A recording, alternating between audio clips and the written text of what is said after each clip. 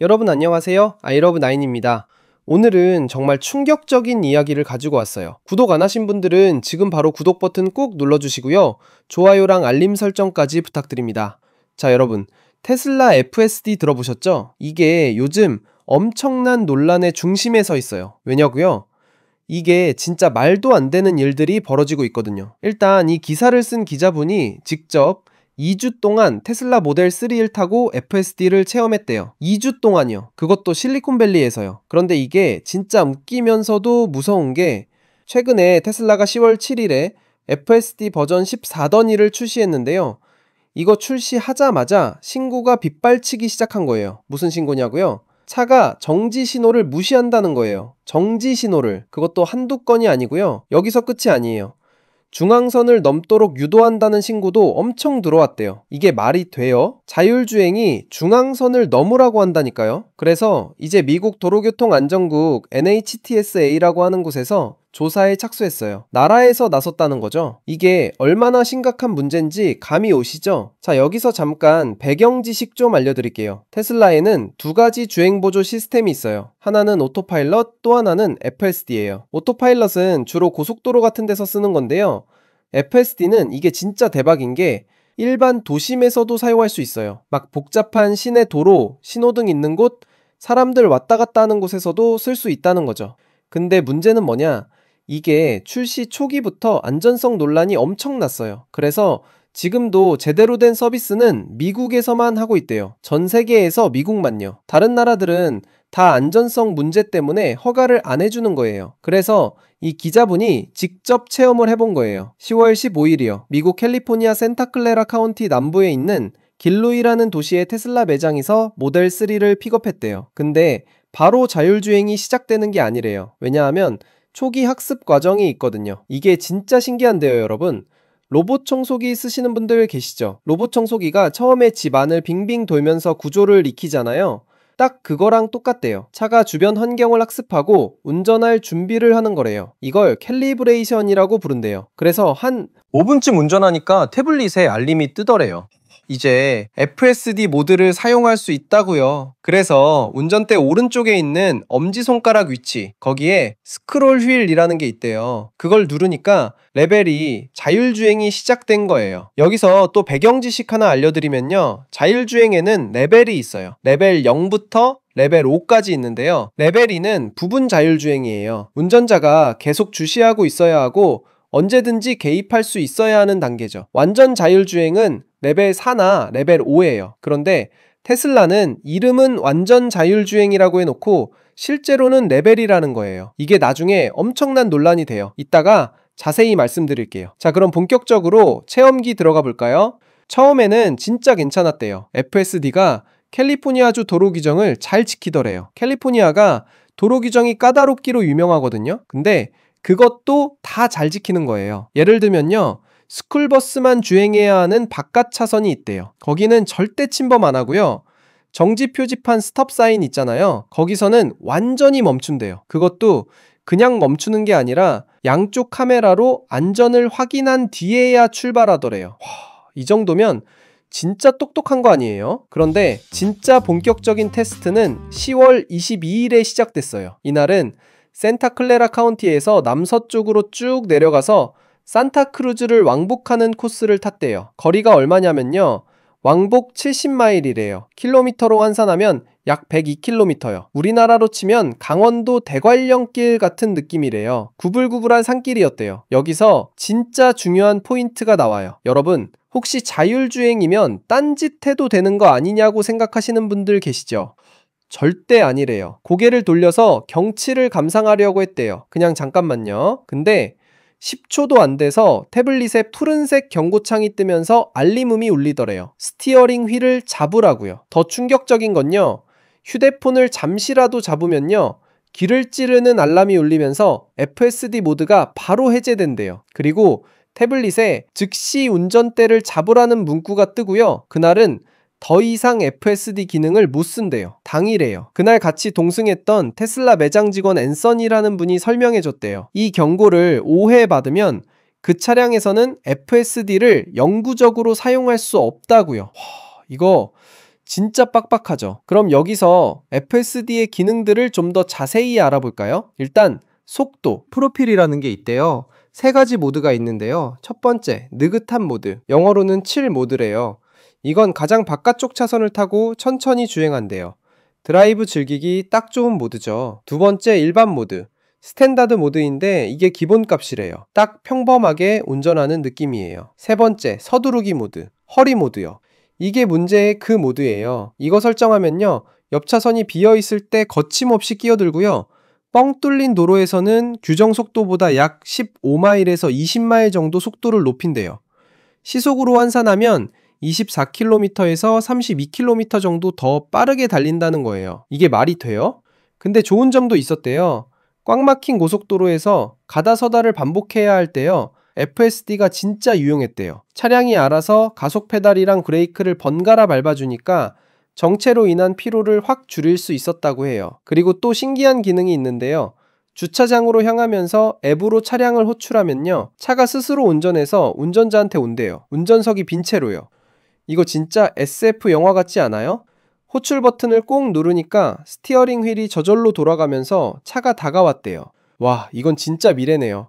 근데 문제가 뭐냐면요, 빛이 적은 실내 주차장이나 밤에 캄캄한 산길에서는 다시 운전대를 잡아야 했대요. 왜냐하면 주차장 안에서는 차량이 출구를 못 찾고 실내를 빙글빙글 돌았대요. 그리고 산길에서는 막다른 길에 있는 나무들 틈 사이로 방향을 틀었다고 해요. 이거 진짜 위험한 거 아니에요? 그리고 또 하나 변수가 뭐냐면요, 날씨예요. 10월 27일 이른 아침이었대요. 찬이슬이 내렸대요. 차량에 탑승했는데 FSD를 사용할 수 없다는 알림이 뜬 거예요. 왜냐고요? 이슬이 증발하면서 카메라에 얼룩을 남겼거든요. 여기서 진짜 중요한 포인트가 나와요. 다른 회사들의 자율주행 차량은 뭘 쓰냐면요, 전파나 초음파 레이저 같은 거요. 시각 정보 말고도 주변 상황을 알 수 있는 다양한 장치를 장착한대요. 그게 보통이래요. 근데 테슬라는 뭘 쓰냐? 카메라만 써요. 왜냐고요? 비용 절감 때문이래요. 돈 아끼려고 카메라만 쓰는 거예요. 그래서 엄청 캄캄한 곳이나 궂은 날씨에는 이런 문제가 생기는 거죠. 그날 아침에 뭘 해야 했냐면요, 차를 몰고 몇 분쯤 나갔다가 FSD 불가 안내를 확인하고는 차를 세워서 카메라를 꼼꼼히 닫고 다시 출발해야 했대요. 이게 요주행 과자요? 자, 그럼 이제 진짜 충격적인 부분으로 들어가 볼까요?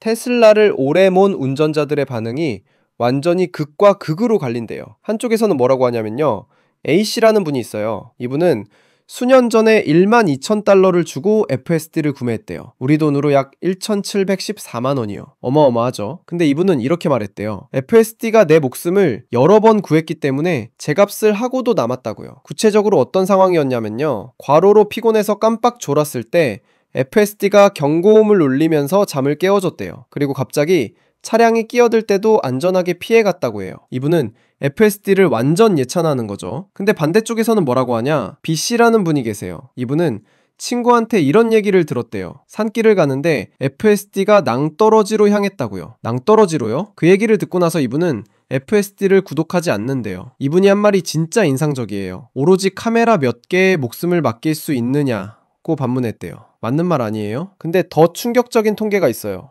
지난해까지요, 테슬라 오토파일럿이랑 FSD와 관련한 교통사고가 총 몇 건인지 아세요? 467건이래요. 그 중에 사망사고가 13건이나 포함돼 있대요. 13명이 목숨을 잃었다는 거예요. 그 중에서 특히 유명한 사건이 있어요. FSD 출시 전인 2018년에 발생한 사고인데요. 애플 개발자 월터 왕이라는 분이 돌아가셨어요. 이 사고가 자율주행 기술의 안전성 논란을 완전히 공론화시켰대요. 그리고 2022년 10월에는 샌프란시스코 베이브리지에서 FSD로 주행하던 차량이 갑자기 브레이크를 밟았대요. 그래서 뭐가 일어났냐고요? 8중 추돌이 발생했어요. 8대가 연쇄 추돌한 거예요. 이런 사고가 계속 이어지니까요, 캘리포니아 차량국 DMV라고 하는데요, 올해 7월에 테슬라를 고소했어요. 뭐 때문에 고소했냐면요, 테슬라가 자율주행이라는 표현을 써서 소비자를 혼동시켰다는 거예요. 구체적으로 어떻게 했냐면요, 오클랜드 행정법원에 테슬라의 판매 제조 면허를 30일간 정지해달라는 소송을 낸 거예요. 30일 동안 차를 못 팔게 해달라는 거죠. 그때 유씨 버클리의 스컷 모우라 교수님이 미국 ABC7 방송에 나와서 이렇게 말했대요.